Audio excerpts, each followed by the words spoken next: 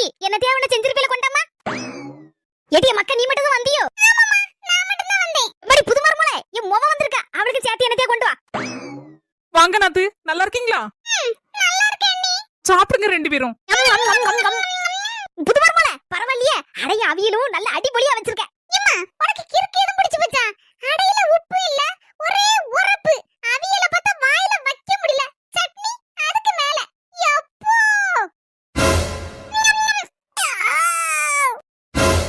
ஏ பாவி மக்கா, நல்லா இல்லன்னு ஒரே வாயில போட்டு யாப்பு விட்டுட்டா.